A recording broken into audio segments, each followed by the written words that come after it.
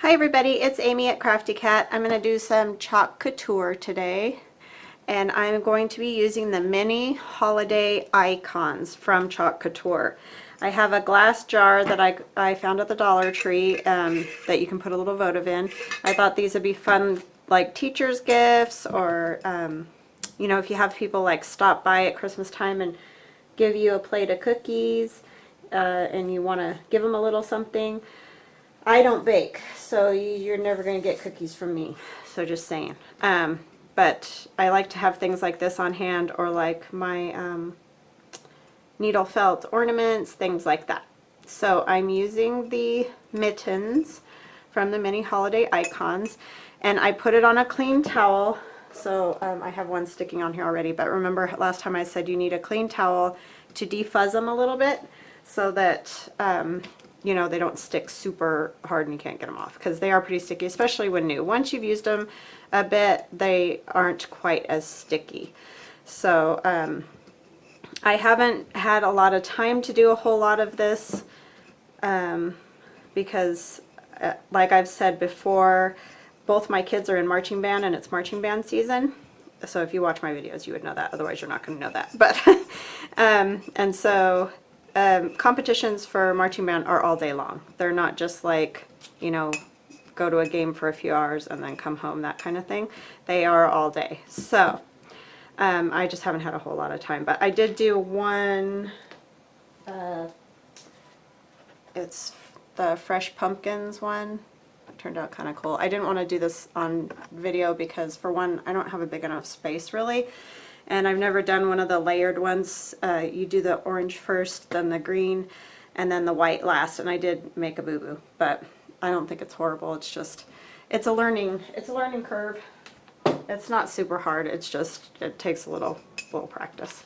So this is going to be new on a curved item like this today. So we'll see how it goes. I hope I have all my vocals out. Yeah, so I just haven't had time. We've been doing marching band and kids are doing great and it's fun. It's just it's an event all month pretty much. So, but we're almost done. Not that I want to be done, because my daughter will be a senior next year and that'll be a bummer. My son will still be in marching band, but it's just, I can't believe she's already that age. It's crazy how time flies. So I hope you're all having a very good fall day, a beautiful day. It's great here. And I'm just gently taking off the excess paste, and I'm very gently, I'm not hardly pushing it off. Just want to make it as smooth as possible, because if you have any weird lines and things, you will see them when you pull off the transfer. I'm going to just look behind here and make sure I don't have any bubbles. I don't think so. See, because I can see through the glass. That's a good part about doing it on glass. This is my third go around though. I have tried to make two videos before that, and I got something under one and I touched another one and messed it up. So you got to be kind of careful.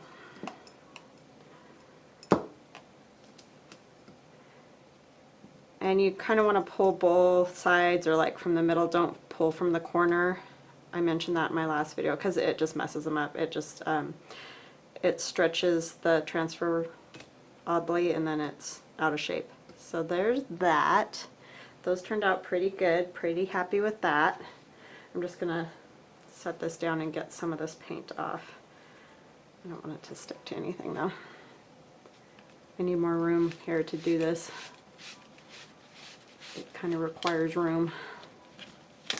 I don't want it to stick permanently, so I'm going to turn it over on the baby wipe. I'm just using a baby wipe, but the best thing is just some cold, or not cold, but you know, cool water, not hot water, because that kind of stretches them all out too.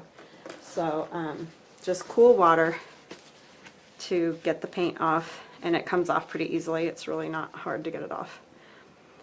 Alright, but you don't want to let it dry entirely, because then you do have to do some scrubbing.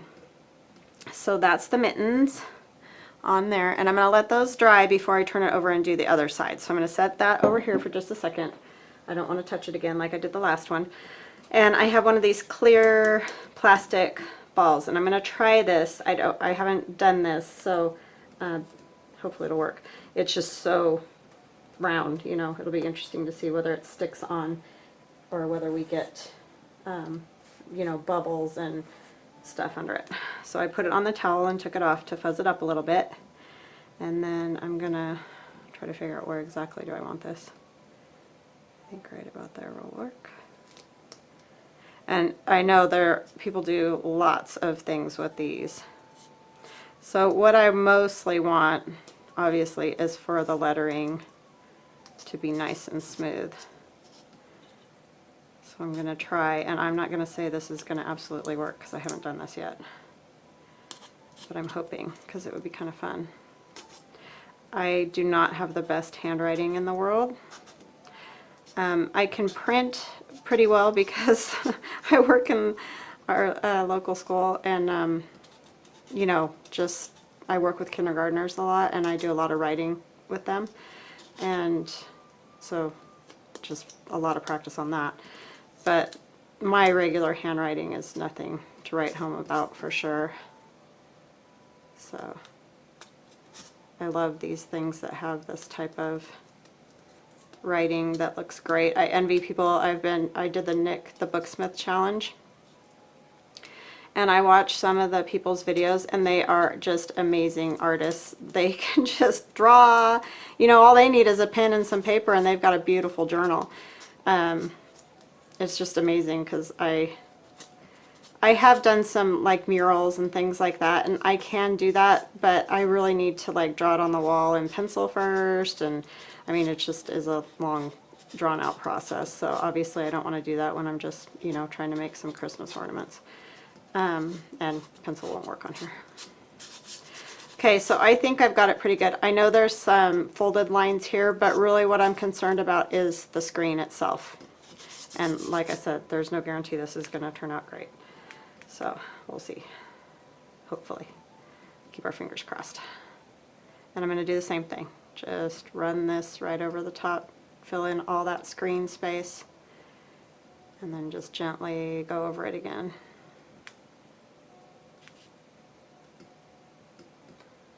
This might be tricky up here at the top, I don't know.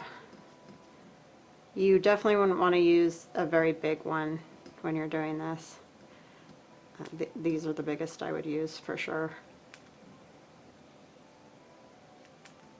But I think these would be great for cards, this mini holiday icon set, because it is small enough, and if you fuzz up the back of your transfer well enough, it comes off the paper. Although I did try in one of my journals, I tried it on some sewing pattern paper. Don't do that because it's just way too sticky, and duh, right? Like, why did I even try that?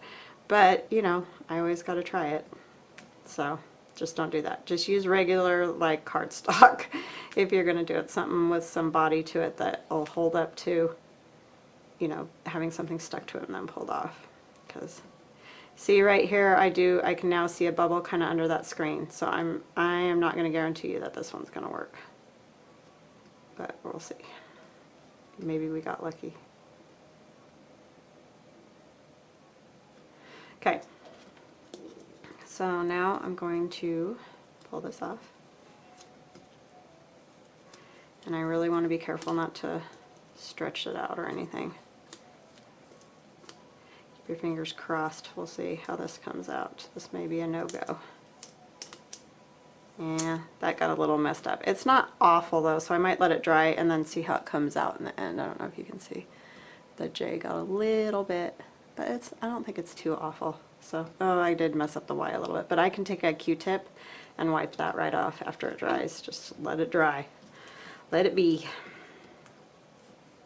Okay, I'm going to wash these two and I will be right back. Okay, I'm back. I got those all washed up, and this one's dry now, the mittens, and so I'm going to go to the other side, and I'm going to do the snowflake, and I've had it sitting on the towel so that it'll be fuzzy.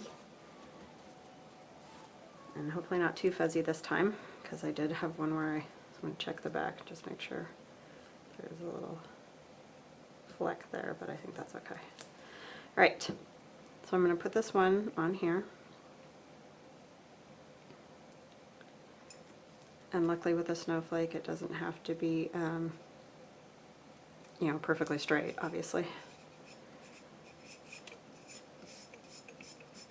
Okay, and I am going to take this little squeegee and just kind of run it over because I want to make sure this time that I don't have any bubbles in that screen.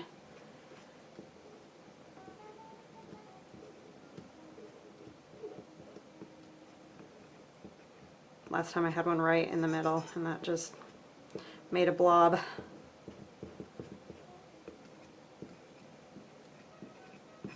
Okay, and I'll take the white again. And go over the snowflake.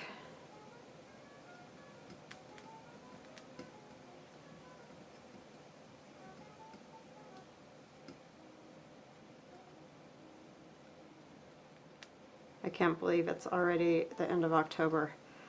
This year has just flown.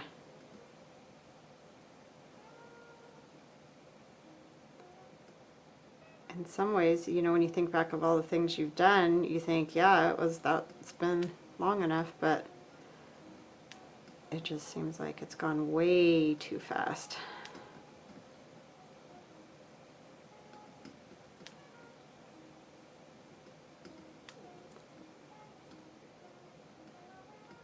Yeah, so if you guys are not watching the Nick the Booksmith Deserted Island Challenge, it's pretty incredible what a lot of people have done.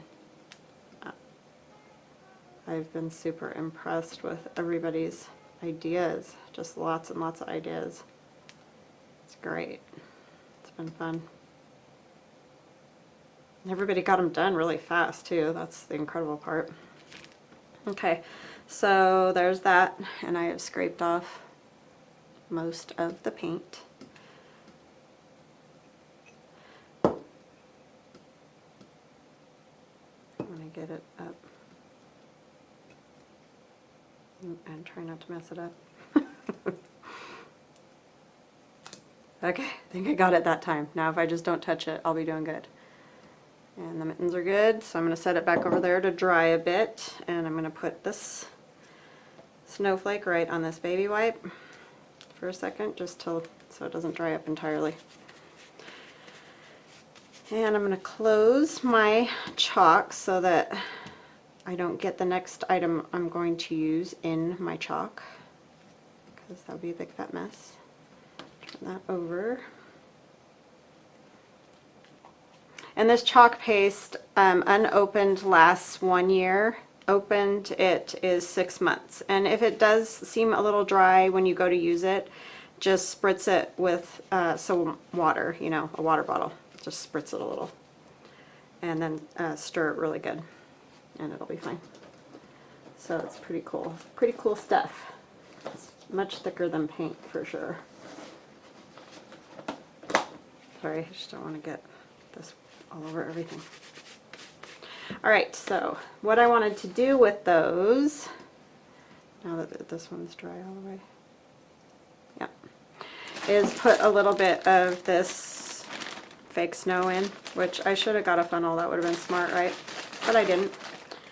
So I'm just going to wing it here, and we'll see how it comes out. I'm just going to dip it right in here and see if I can't just pick up some of this. Just give it a little shake. Last year I cut out snowflakes with, I didn't have a big shot at that time. It was my Christmas present last year. But at school we have a die cutter, and so I brought some paper in and die cut some snowflakes, and then on my Christmas packages I put some glue on those snowflakes and added a little bit of this, and they turned out so cute. I added it like with the tag, because I love to wrap in just the brown wrap that you can like get at packing places or you know, even Home Depot and stuff like that, the big huge rolls.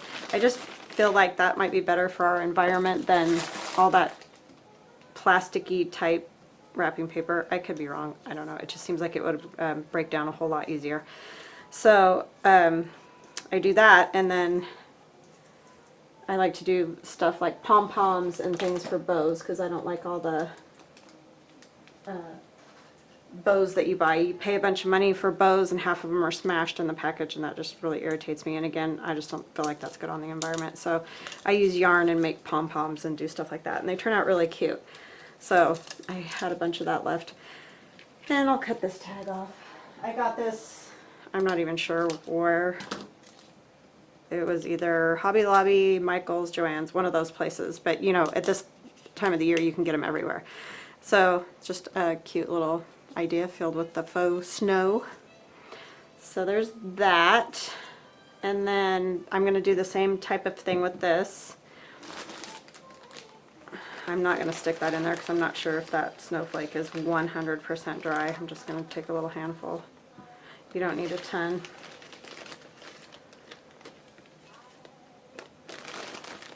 Of course, people might curse you if you give this to them as a gift because it's a little messy. But, you know, and then I had these little berries and stuff, and I know I got these at Hobby Lobby last year.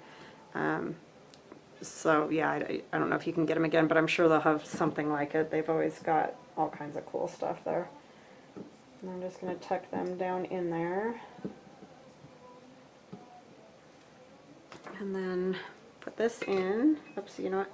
I'm going to put my little candle in because it'll be hard to get my hand in there after the fact.